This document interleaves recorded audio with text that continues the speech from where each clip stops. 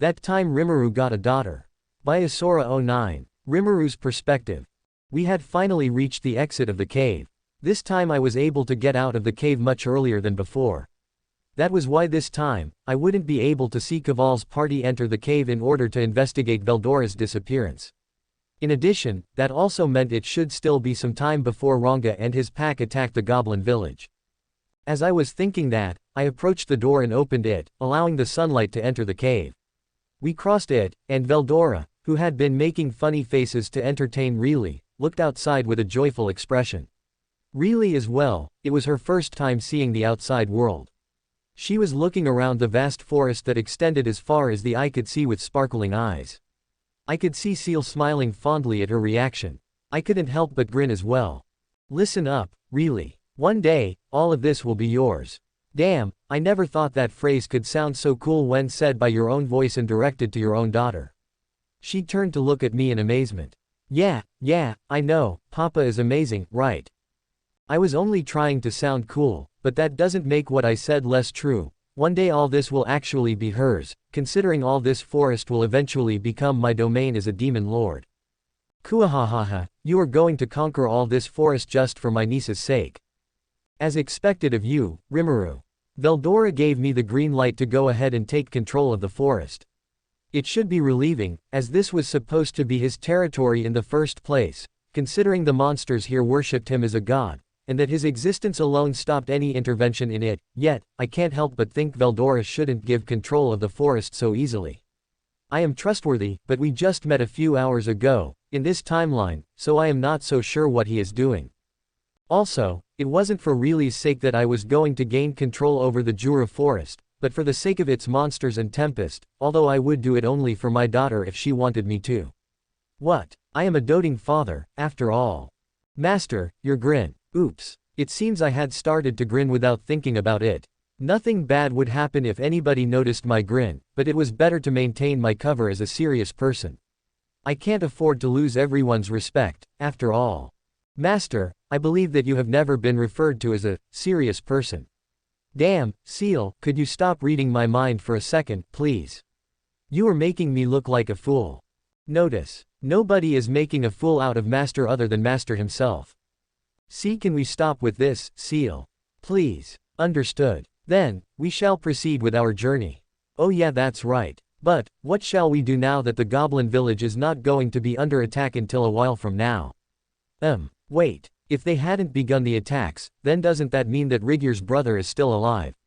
I hadn't heard too much about him from neither Rigar nor Rigar, so this could be a nice chance to meet him, and even further, to save him from his death. Alright, let's begin walking through the forest, alright. Everyone just nodded and started walking. We were walking down the same path I walked down the first time. We enjoyed the view for about an hour or so, taking regular stops to let Riley walk around and interact with nature. She seemed very excited, walking up to small plants and smelling them, or chasing after small bugs and birds. It was a priceless scene, to be honest. Papa. She came running toward me while she had her hands on her back. What is it, sweetie? I kneeled down in front of her and smiled. She slowly showed me her hands and presented me with a small flower. The flower was red, in a tone that was similar to that of her hair, and was shaking lightly because of the air. I picked it up for you. Papa. She presented me with the flower while giving me her brightest smile. The sun was just beginning to set, so the world was colored in an orangish light. With that scenery behind her, Riley just looked too cute, with her red hair flying around thanks to the wind, and light purple eyes that were looking deeply at me. I was able to reach a conclusion: I must protect this flower with my life. Thank you very much, sweetie. I am going to take care of it forever. I promise. I grabbed the flower and immediately activated my skills to make it so it would never wither. What's wrong with using my most cheat skills to protect the first gift my daughter ever gave me, huh? Seal looked exasperated, but I don't really care. Riley is looking extremely happy, and that's all that matters to me. I extended my hand to pat her head, but, at that moment, I sensed something with my universal perception and covered Riley with my body.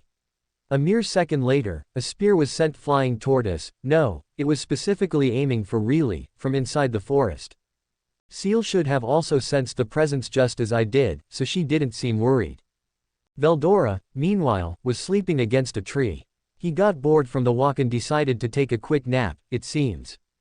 Someone would wonder how could someone sleep so soundly when under attack, but even if Veldora would get attacked by that spear that was sent flying, it wouldn't be able to penetrate his tough dragon skin. Seal immediately took my place covering Really as I absorbed the spear with Void God Azathoth. With my universal perception, I was able to sense the perpetrator became a bit shocked at the instant disappearance of his spear. To think you would see through my attack. You were rather quick, ain't ya? But there was a voice coming from inside the forest. I could sense that the owner of the voice was walking toward us. The voice sounded dubious for a minute, but continued nonetheless. Anyways, it looks like I've underestimated ya. I guess I will have to take you down from the front. What came out of the forest was a human-like figure that was about 2 meters tall, with green skin and big muscles. Really was scared at the sudden violence, so she hugged Seal in a koala grip, hiding her head in her chest as if to shut off the outside world.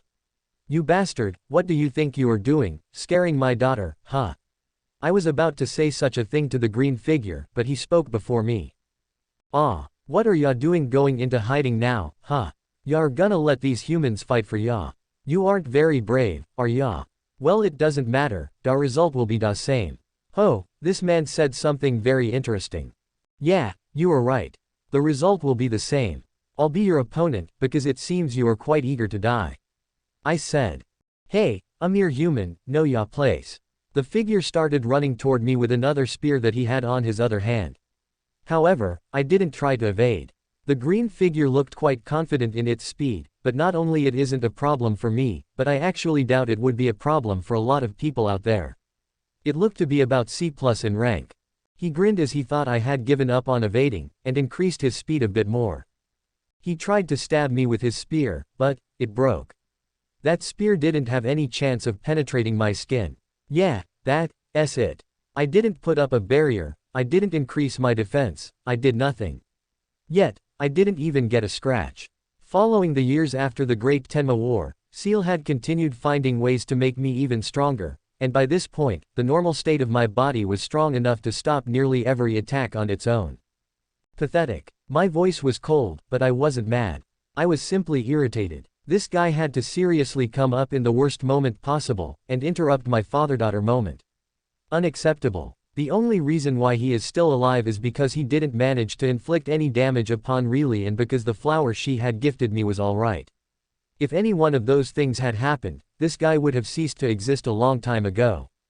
Don't get arrogant. Don't think y'all will be able to continue blocking my attacks.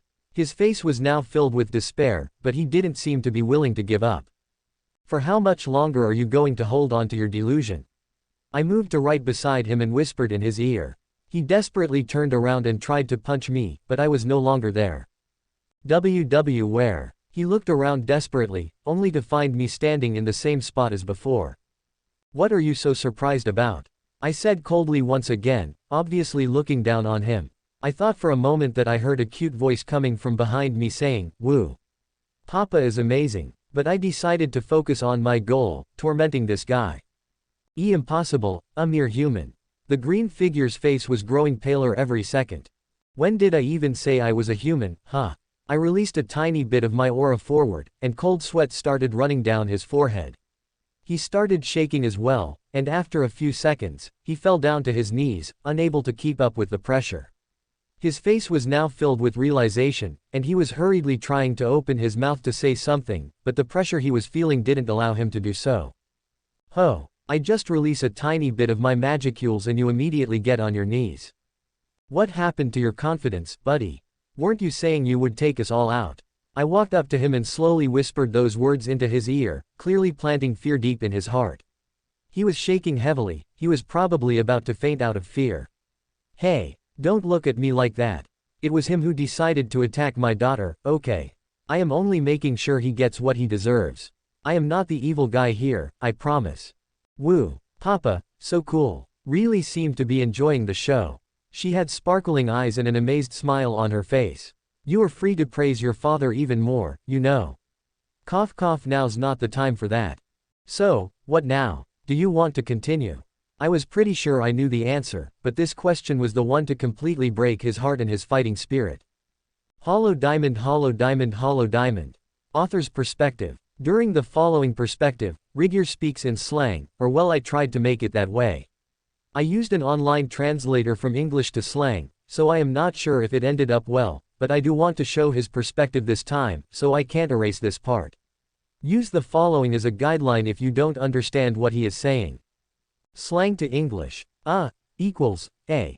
Da, equals, the. Cuz, equals, because. En, equals, and.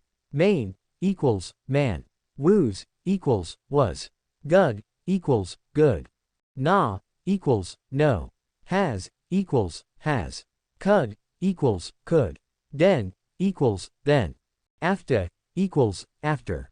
Dan, equals, then. Ha, equals, how.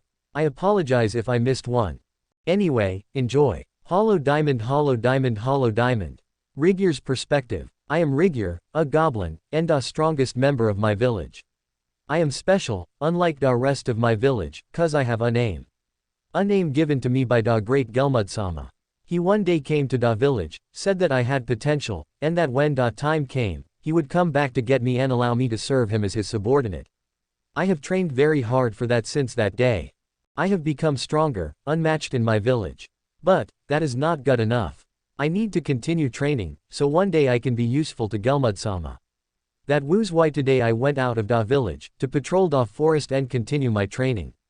This was my daily routine, but it was always mostly da same stuff, weak monsters that aren't really dangerous to me.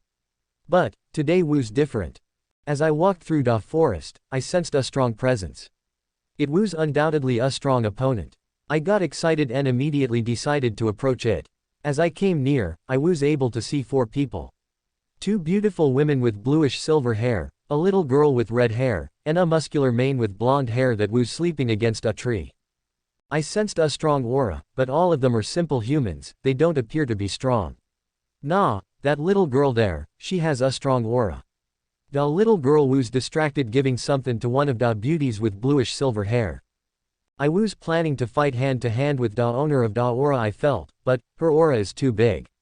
She might walk into da village if left alone, and that'd be it for everyone there. So I decided to play safe and launch a surprise attack with one of da 2 spears I had on my hands. I threw it with my full power, with a speed nobody in da village had ever been able to see. Surely that little girl and those humans stood no chance. I was wrong. In the next moment, the spear I launched disappeared, as if it had never existed in the first place. I was shocked. Nobody had defended my attack. It simply disappeared in front of one of the blue-haired women. To think you would see through my attack. You were rather quick, ain't ya? But, I said, I was talking to one of the blue-haired women, but she had no aura, so the one who had to have stopped the attack was the red-haired little girl. That was why I sounded a bit dubious at the end. Anyways, it looks like I've underestimated ya. I guess I will have to take you down from the front. I figured I could take out the little girl and then go after the humans. However, I didn't get the reaction I was expecting. What are ya doing going into hiding now, huh? Ya are gonna let these humans fight for ya. You aren't very brave, are ya? Well, it doesn't matter, the result will be the same. The little girl hid with the other one of the blue-haired women. Meanwhile, the man sleeping near the tree was, still sleeping. What is he, a fool? Yeah, you are right. The result will be the same. I'll be your opponent, because it seems you are quite eager to die. The first blue-haired woman seemed to want to fight me. Fine, I will kill you and then get rid of the magic-born little girl. Hey, a mere human, know ya place. I started running with my other spear in hand. And the girl, stood in place. She didn't move an inch, and just waited for me to attack her. Well, all the better for me. I thought that, but my spear broke in half. I wasn't even able to scratch the woman. What's up with her? Something ain't right with her. She should be on the ground by now. Why did my spear break? She didn't do anything. Nah, she had to have blocked it in a way. Pathetic. What did this bitch say? Pathetic. You have to be kidding me. I am the strongest in my village. I will not let a mere human make fun of me. Don't get arrogant. Don't think y'all will be able to continue blocking my attacks.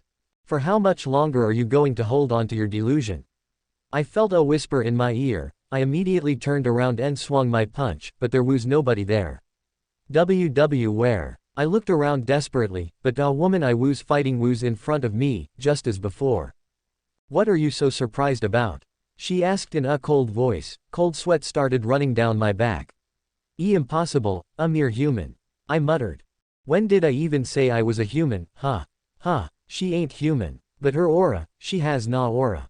Or so I thought. The next moment, I felt my face grow paler as a chill ran down my spine. The woman before me, who had looked like a human up to now, started releasing the biggest aura I have ever seen in my life, even bigger than that of the monstrous little girl I sensed.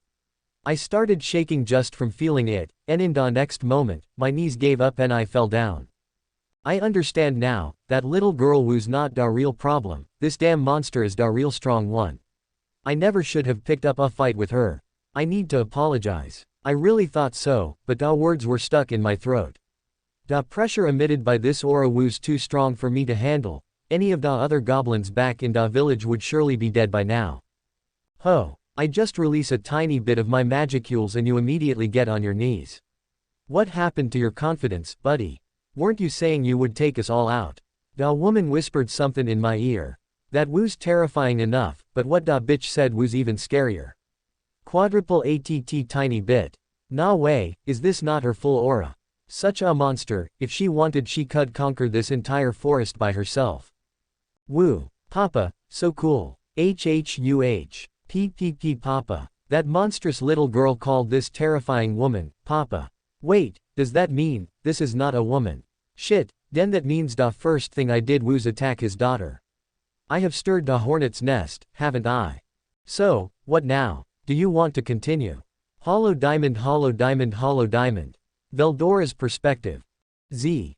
Hollow diamond, hollow diamond, hollow diamond. Reely's perspective. Woo, my papa is so strong. He beat the bad guy so quickly. He is amazing. The bad guy is now on his knees in front of Papa. I think he can't do anything anymore. But he deserves it. Because I was spending a lovely time with Papa and then he tried to attack us. He is a meanie, and meanies always get what they deserve. Honey, why are you pouting? Mama seemed to notice that I was unhappy. She is such a smart mama. Meanies are bad.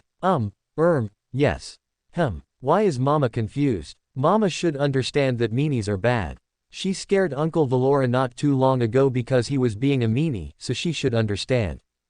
Being a meanie is a no-no. I shouted at the green man that was in front of Papa. Papa looked confused for a second, but immediately after that, he smiled at me and gave me a thumbs up. That's my girl. That is right. Being a meanie is a no-no. Papa looked very satisfied. He turned to look at the meanie in front of him. I couldn't see Papa's face, but the meanie's face turned completely white for some reason. I am sure he now understands being a meanie is a no-no. I am very sorry. The meanie bowed in front of Papa with his forehead touching the ground. That's much better than your haughty attitude. Stand up. It looks like Papa is calming down. But that doesn't mean I am not mad at the meanie. He got in the way when I was trying to gift something to Papa. Honey. Can you stop being so mad? Mama said that while she gave me a pat on the head. Maybe I can forgive him this time, but only this time. I turned away and buried my head in Mama's chest. What am I going to do with you? Mama sighed before hugging me. I can't see anything because my head is in her chest, but why does Mama sound tired? Does she need more sleep, like Uncle Valora? I slowly lifted my head from her chest and turned to look at Papa. Now, who are you? I guess you are a hobgoblin, but... Wait, no. There is no way, right? Papa started questioning the meanie, but halfway through he seemed to realize something and turned to look at Mama. She had a troubled expression while looking at Papa. I am unnamed monster. My name is Rigar, the meanie said. I turned to look at Papa, and he had a shocked face. Then I turned to look at Mama, and she sighed heavily. She really looks tired, maybe she should change places with Uncle Valora. 2C. Well, my name is Rimuru Tempest. The people over there are my wife Seal, my daughter Reely, and my brother Veldora. Papa called Mama his wife. I turned to look at Mama, and her face turned beet red. She started fidgeting nervously while putting her free hand on her cheek and going, my, how bold of you, master. I think Mama is happy Papa is calling her that way. By the way, the meanie started trembling again when Papa talked about me and Uncle Valora. Why is that? PP, please forgive me for attacking ya daughter, I just sensed a strong aura nearby and thought I had to protect my village. AA also, the one ya called ya B brother is not by any chance our god V Veldora-sama, right? HMPH. I have forgiven you this time, meanie. But there will not be a second time. I looked at the meanie as if to say that, and he trembled even more. He, I laughed a bit at his reaction. My, what am I going to do with you, honey? Mama sounded troubled once again as she looked at me, but I pretended not to notice. Well, you shouldn't go attacking little girls out of the blue, okay? We are monsters ourselves, so we understand what you were thinking, but that doesn't make it right, you know. Also, yes, the man sleeping there is the storm dragon, Veldora Tempest.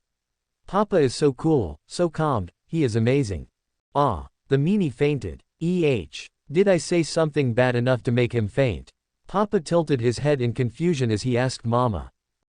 Well, Master, you said that the lazy old man over there is actually their deity who has protected this forest for many years, you know. I believe that would be enough of a shock for anyone living in this forest. Mama sighed and then looked at Uncle Valora with cold eyes. Papa muttered, I see. But who would have thought we would end up fighting Rigar's son almost immediately after we left the cave, huh? Ha. Papa was laughing, but it was a dry laugh, and I could see sweat running down his forehead as he looked away from us. I turned my look upward and I saw Mama with a smile on her face. But that smile didn't reach her eyes. Mama can be very scary sometimes. Anyway, let's carry him to the village, shall we? Papa turned around and after a few seconds, the meanie disappeared. Ooh, Papa, how did you do that? I simply put him in my imaginary space. Papa replied. Can I do it too? I asked him. You eventually should be able to do it, I guess. Will you teach me how to, Papa? I looked at him with pleading eyes. Yeah, let's do that. Once we establish ourselves in the forest, I will teach you how to use your skills, okay? Yay. I jumped down from Mama's hug and started running suit tete-a-tete and crashed into Papa with a hug. He picked me up and hugged me back. I settled smugly on his chest. Let's get going, we have to return Rigar to his village, after all. Seal, can you wake up Veldora for me, please? Papa said as he turned to look at Mama. Mama was already at the tree where Uncle Valora was sleeping. She slowly placed her hand on his shoulder, and, get up, you lazy lizard. She did something, but I don't know what it was. Ababa. Uncle Valora got shocked, and smoke started rising from his body. I turned up to look at Papa and he turned down to look at me, and we both said, let's not angry Mama, okay? We nodded at the same time, and then started trembling as we saw how Mama was dragging Uncle Valora toward us with a smile on her face. Uncle Valora's hair was standing stylishly, and now he didn't appear to be sleeping, it looked more like he had fainted. Shall we get going? Her smile didn't reach her eyes. She walked past us, but Papa and I were frozen in place. Shall we get going? She stopped for a second and spoke with a scary voice. Papa and I trembled even more. Why yes ma'am. I feel Papa and I were thinking the same thing. Hollow diamond. Rimuru's perspective. After walking for a few minutes, we arrived at the goblin village. It wasn't hard to find, Seal simply used universal perception and tracked it down in a second. As we approached, several goblins approached us warily, but not as much as Rigar a few minutes ago, because Riley's aura was now hidden. Along the way, I had asked Seal to create an artifact to help her hide her aura, and so Seal made her a beautiful blue bracelet. Riley was very happy to receive a present from Papa and Mama. Anyway, we should completely look like normal humans now. Strong ones. Have you business here? The one who said so was Rigar too, or just Rigar in my original timeline. He was equipped with a lance of not too good quality and was shaking furiously.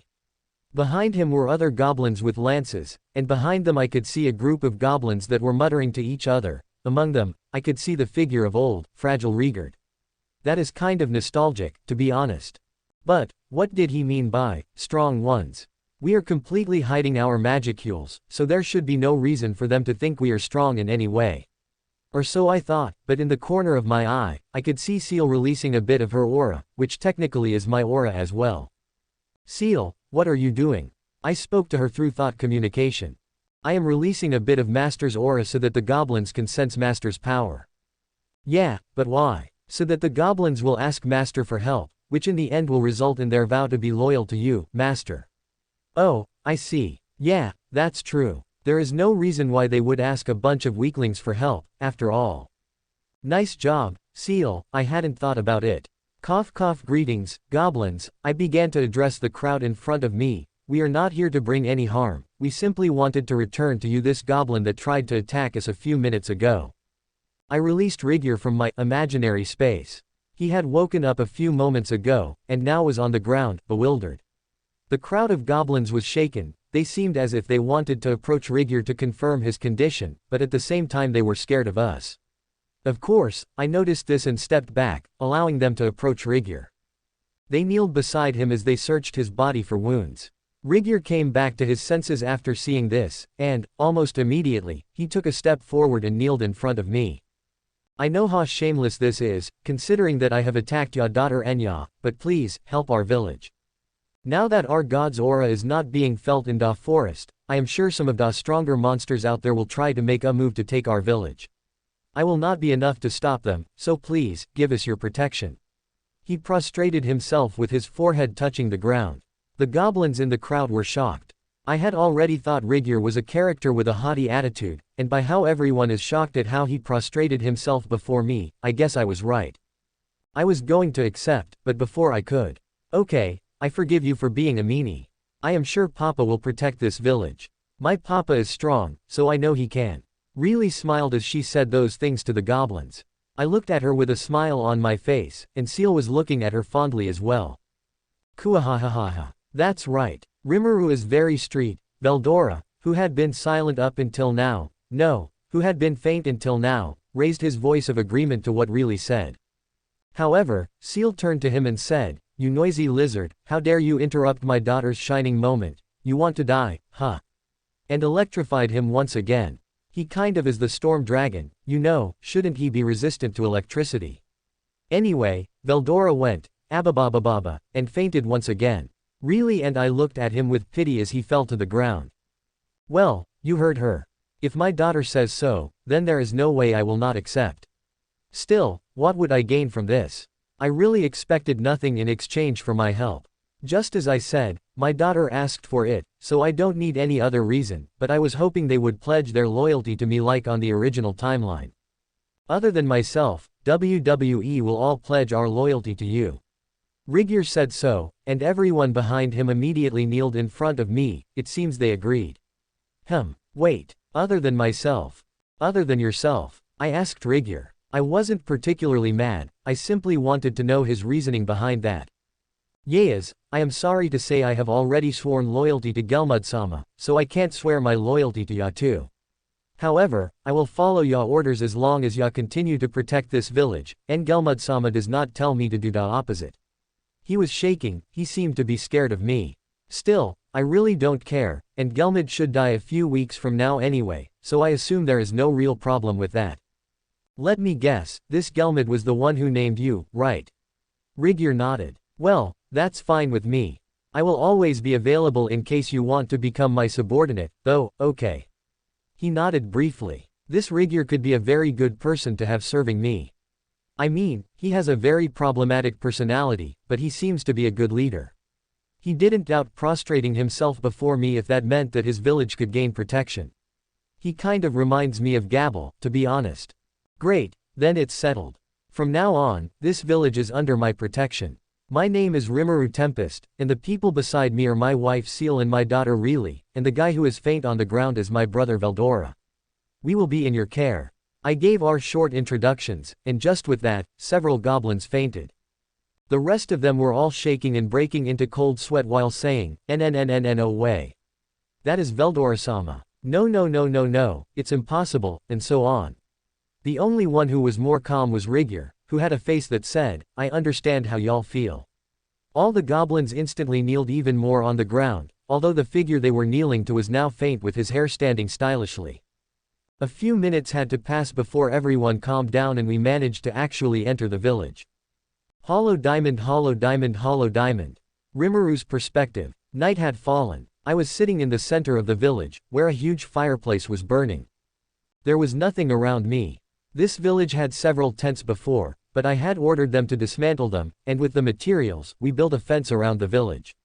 I could have simply placed a barrier around it, but I wanted to play it as similar to the original timeline as possible, so I could end up with the direwolves' loyalty as well. That was the first big step to building Tempest, after all. They shouldn't be attacking tonight, but I decided to prepare for it nonetheless. All of the non-combatant goblins, including the current Rigar, were sitting or sleeping around the fireplace. I had Seal make copies of blankets from our main timeline and distributed them to the goblins. Meanwhile, all the combatant goblins, including Rigar and Rigar 2, were placed around the perimeter, observing the forest in preparation for any possible attack. They didn't know what to expect, though, because they didn't yet know they would be targeted by the direwolves. Right now, they only know something will attack them. While that was going on, Riley was sitting on my lap. I was playing around with her hair, making and undoing little ponytails, pigtails, braids, and many other things. She looked cute in every single one of them. I am definitely not being biased by the fact she is my daughter, okay. While I was doing that, Riley was smiling and asking me questions about the place where I came from, in other words, my original timeline. Well, sweetie, it is a very lovely place. There are many wonderful people, the world is at peace, and it is very beautiful. I said, as I worked on putting her hair in pigtails. Her hair was not too long, so I am having a bit of trouble, but that doesn't mean I will give up. It sounds amazing, Papa. I want to go there someday, she said as she giggled. Yup, I will take you there someday, and to my hometown too. This time I wasn't talking about the original timeline, but about Earth. My hometown is even more peaceful than the place I was talking to you about, and it is much more advanced too. There are huge cities that have a lot of people, and in which you can see incredibly high buildings. I finished tying up the first pigtail with a light pink ribbon I took out from my imaginary space. Really? Will you really take me there? Riley turned back to look at me. She had a smile on her face and was looking at me with sparkling eyes. Yup, but don't turn around, I am doing your hair, sweetie, I said, and she turned to look at the front again. Once we visit there, I will have you try out all the different cute outfits that are over there, and we will do a lot of tourism around different places. It will be a lot of fun, I promise. I can't wait to go, she said, excited. I finished the second pigtail and tied it up with another light pink ribbon. There you go, all done. You look so cute. Now, about the trip, we can't go yet, but the moment we have free time, I will take you there, I promise, I said. Will Mama come too? I don't know. Will you, Mama? Riley and I turned to look at Seal, who had been sitting beside us the whole time. Well, if my husband and daughter are planning to go, then there's no way I will stay behind. Seal blushed slightly as she said the word, husband. I understand how she feels, though, I am blushing a bit as well. I kind of went ahead and introduced her as my wife, but, was it really okay? But, she had once one-sided declared herself to be my wife, and really calls her, Mama, so I don't really think there is any problem. Yay, Mama is coming too. Riley leaned back on my chest. I gave her a hug from behind. Why are your faces red? Riley looked alternately between Seal and I. Eats your imagination, we both said as we averted our sight to far, far away. In that moment, I sensed several presences around the village. They are here. I sighed and looked down at the little girl I was hugging. I have something to do, sweetie, be a good girl and stay with Mama, okay? I said as I patted her head. Do you really have to go, Papa? She looked at me with pleading eyes. Maybe I don't have to go deal with the direwolves after all, there will be more chances in the future. As I was thinking that, I felt a disturbing stare coming from Seal, though. I really have to go, sweetie. It is very important that Papa tames these puppies. I am very, and I mean very, reluctant to leave this father-daughter moment, but I kind of do need to tame the direwolves. Puppies. Riley tilted her head in confusion. Yeah, they are very big dogs. You will be able to see them soon, don't worry about it, okay? I said. Seal, I will leave her to you. I will go take care of Ranga and the others. Understood. Come here, honey. Seal nodded and extended her arms toward Riley. Riley seemed reluctant to let me go, but she finally gave in and jumped into Seal's arms.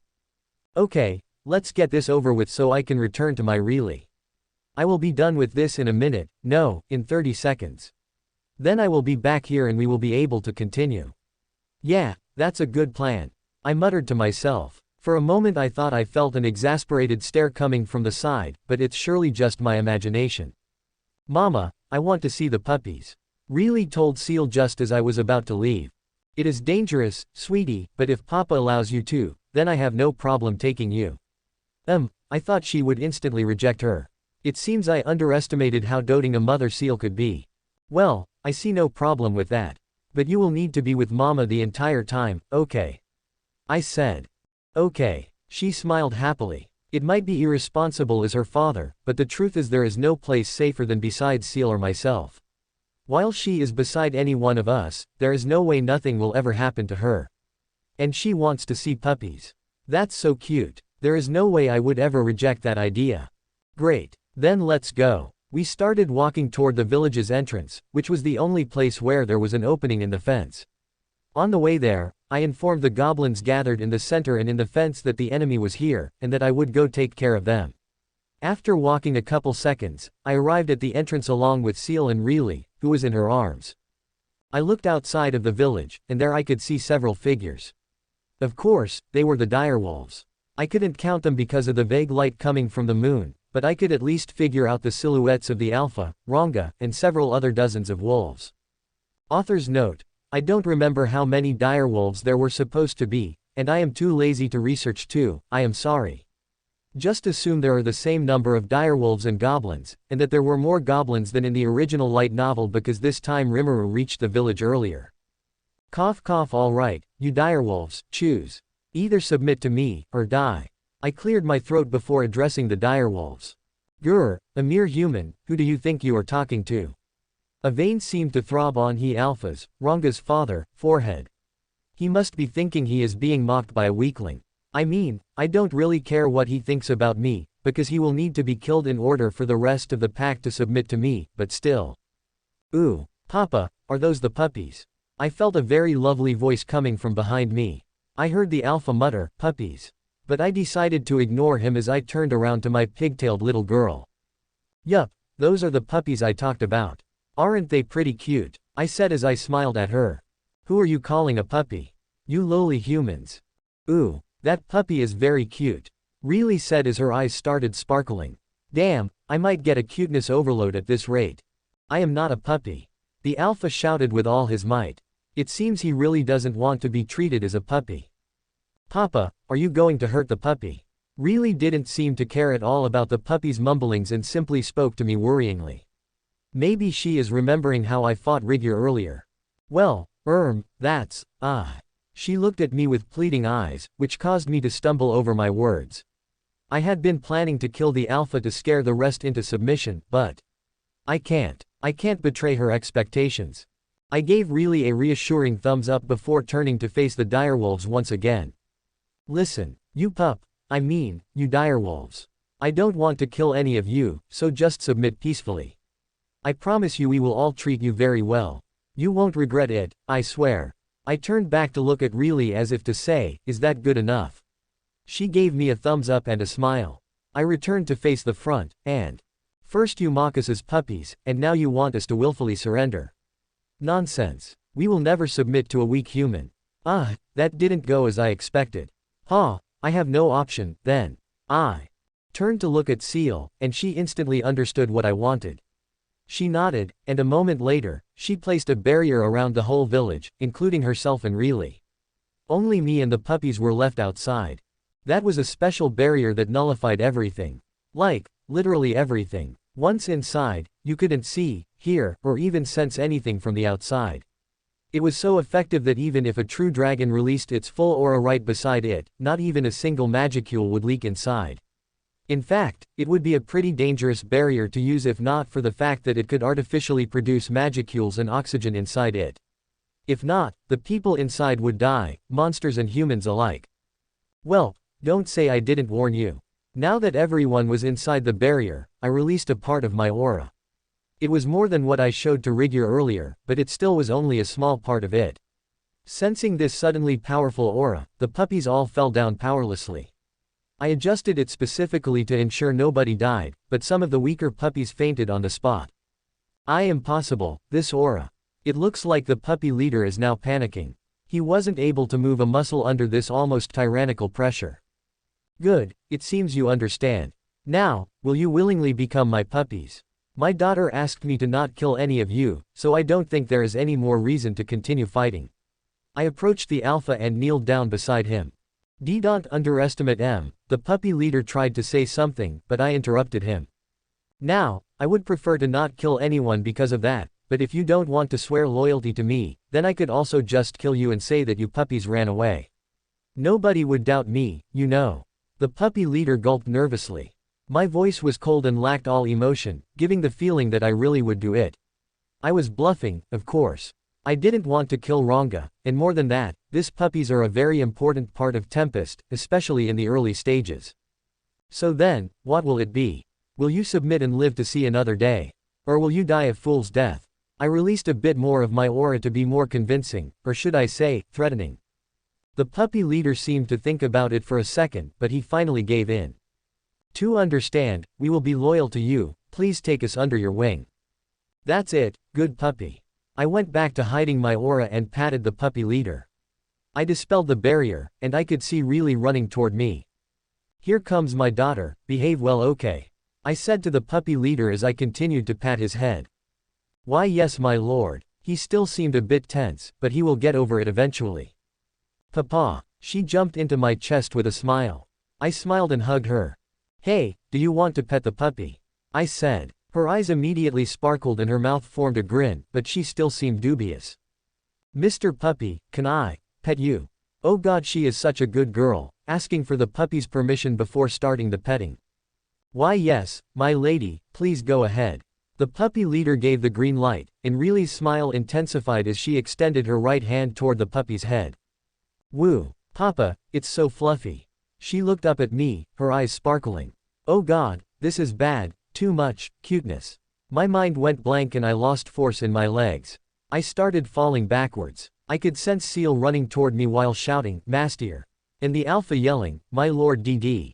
As he panicky tried to soften my and Riley's fall. The last thing I saw was Riley looking at me worriedly and shouting, Papa. Don't die. After that, I lost consciousness.